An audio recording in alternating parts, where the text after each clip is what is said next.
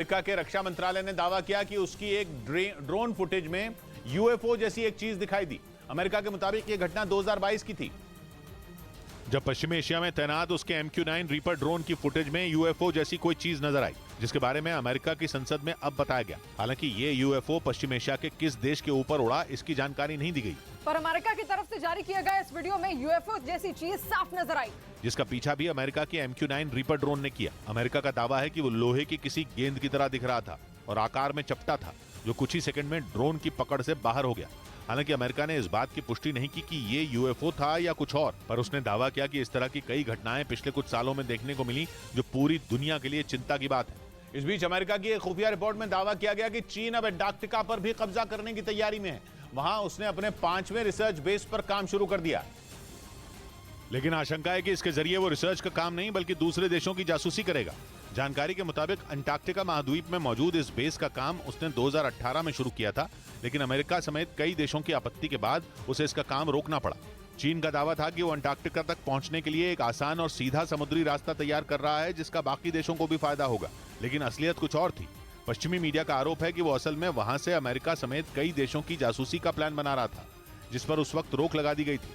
लेकिन सैटेलाइट तस्वीरों से इस बात का पर्दाफाश हो गया कि चीन ने वहां एक बार फिर बिल्डिंगें बनानी शुरू कर दी, जिन्हें वो 2024 तक तैयार करने की योजना बना रहा है।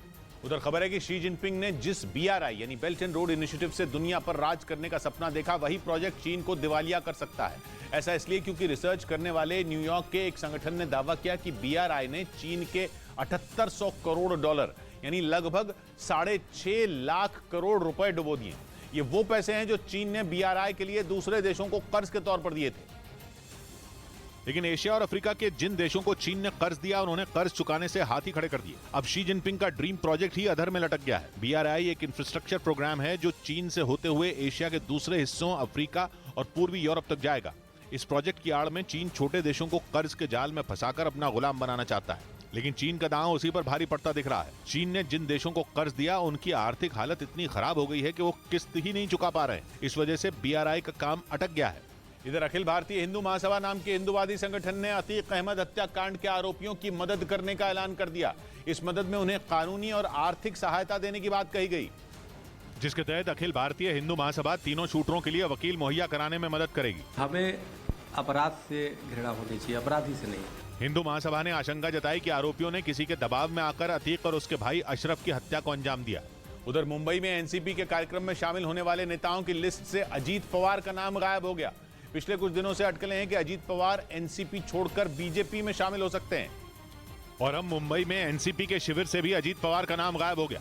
इस कार्यक्रम की जो लिस्ट सामने आई, उसमें शरद पवार, सुप्रिया सुले और प्रफुल्ल पटेल जैसे पार्टी के बड़े नेताओं का नाम तो दिखा, लेकिन अजीत पवार का नहीं। जबकि खबर है कि इस कार्यक्रम में चुनाव से जुड़ी रणनीति पर चर्चा होगी, और कार्यक्रम की लिस्ट देखकर लग रहा है कि अजीत पवार इसका हिस्सा नहीं बनेंगे।